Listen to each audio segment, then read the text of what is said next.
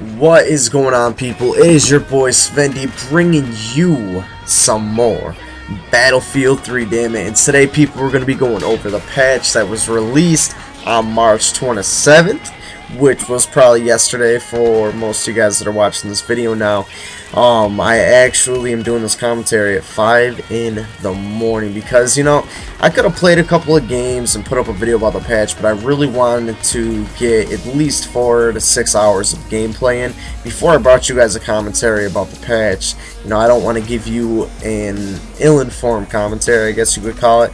So I want to get plenty of game time in, plenty of play time in, and I did just that. So I'm pretty much going to tell you guys the major things about the patch, kind of the major tweaks, the major changes and stuff like that, the stuff that you guys want to know.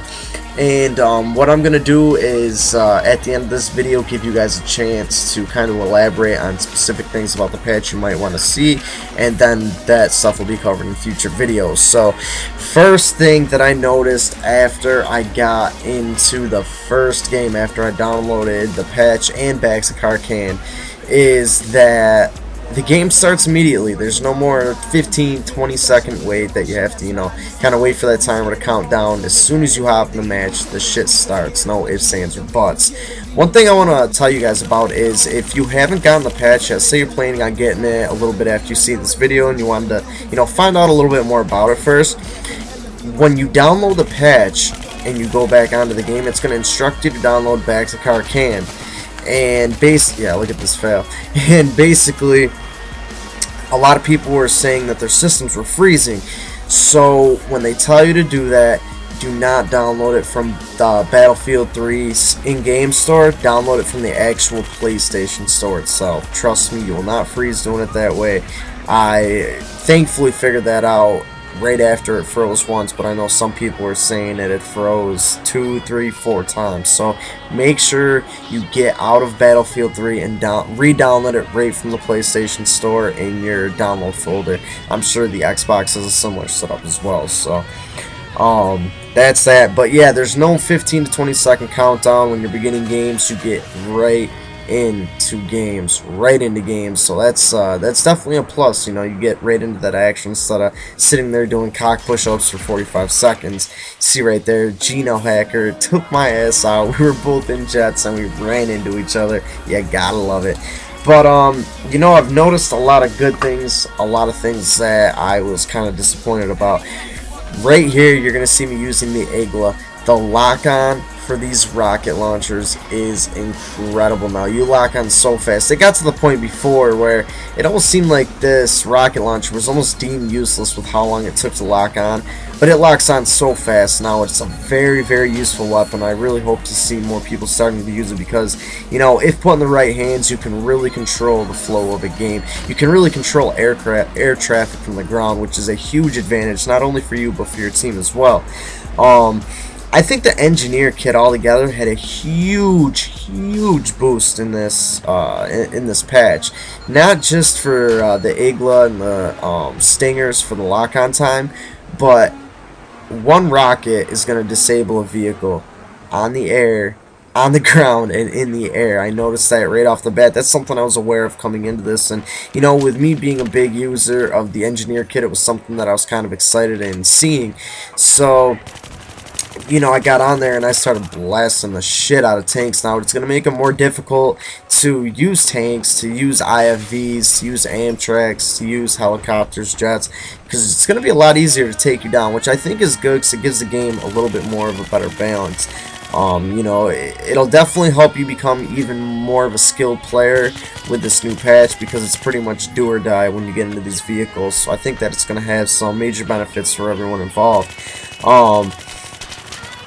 I know the biggest thing you guys want to hear about is the USAS-12. Now, the ironic thing is that I have never used the USAS-12 in this game. I've literally went through, say I've like been ran out of ammo. I ran out of ammo. I'm scrounging around looking for a weapon to pick up. I've picked up USAS-12 with frag rounds before. I put that shit right back down. I just won't allow myself to use it. And that's just a personal choice of mine. But the ironic thing is that I actually unlocked the USAS-12. It might have even been in this game that you're seeing now, or one of the ones in the near future. in the near future. I'm an idiot. But I unlocked the USAS 12. I do not use the gun. However, I have encountered it many a times. I have noticed that it has been dumbed down like they said they were going to. I don't think that there is really too much of a difference to cause people to not use it anymore.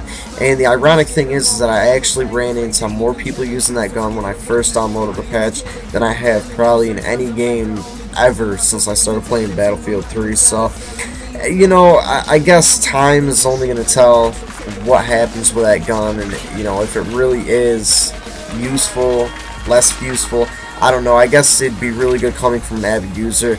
If you guys do want to see like an in-depth breakdown on the USAS 12 before and after, let me know, because we can do something like that for you.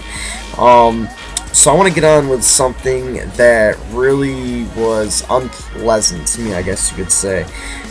I feel, and I'm not saying like I feels and like, you know, emotions, this and that, I felt a significant drop in damage with guns. I don't know if this is just me or if this is, you know, other people have experienced this as well, but I shit you not, yeah, we were capping a point right there and just got shit on by a jet. But I thought that was kind of funny, so I'd throw that in there. I shit you not, it seems like the guns were nerfed down so much, especially from a distance, that it was just, it was fucking mind-boggling me.